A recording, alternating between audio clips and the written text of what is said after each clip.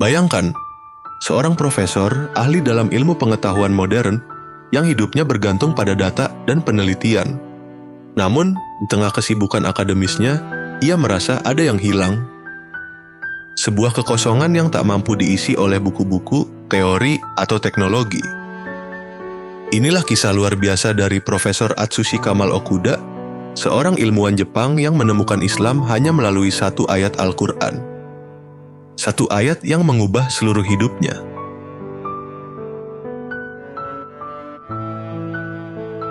Sebelum Islam, hidup Okuda mungkin tampak sempurna dari luar, mengajar di universitas ternama, dihormati sebagai akademisi, namun ada sesuatu yang tidak ia ketahui.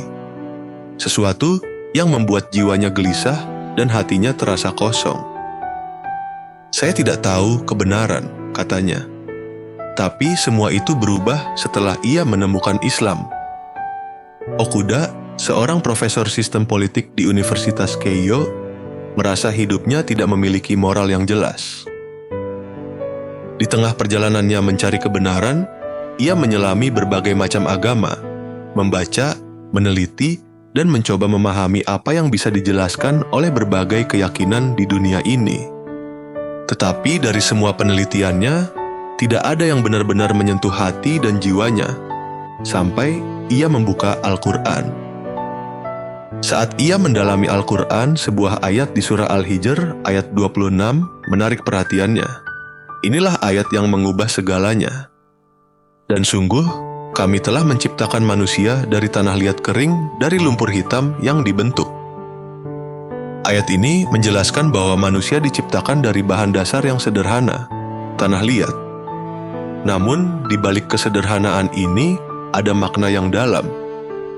Mengapa Al-Quran menghubungkan asal-usul manusia dengan tanah liat? Mengapa bukan dengan unsur lain yang lebih mulia? Menurut tafsir dari berbagai ulama, tanah liat dalam ayat ini melambangkan sifat manusia yang rendah hati dan rapuh. Sebagaimana tanah mudah dibentuk, begitu pula manusia. Manusia bisa menjadi makhluk yang paling mulia jika ia tunduk dan patuh kepada Sang Pencipta.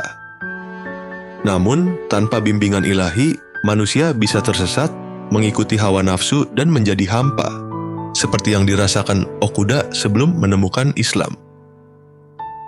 Ketika membaca ayat ini, Okuda merasakan sesuatu yang tidak pernah ia rasakan sebelumnya. Sebuah kebenaran yang begitu jelas, begitu mendalam. Bagaimana mungkin Al-Quran, sebuah kitab yang diturunkan lebih dari 1400 tahun yang lalu, bisa menjelaskan asal-usul manusia dengan begitu ilmiah dan penuh makna? Dorongan kuat untuk memahami lebih dalam membawa Okuda ke Aleppo, Suriah, di mana ia mempelajari bahasa Arab dan terus menggali ajaran Islam. Dalam perjalanannya ini, Okuda tidak hanya mempelajari teori, tetapi juga merasakan Islam dalam praktiknya. Di tengah-tengah proses pencarian ini, ia akhirnya menyadari bahwa Islam adalah jalan hidup yang ia cari selama ini. Pada akhirnya, Okuda menyatakan syahadat, menegaskan keimanannya kepada Allah dan Rasul-Nya. Inilah anugerah terbesar dalam hidup saya, katanya dengan penuh syukur.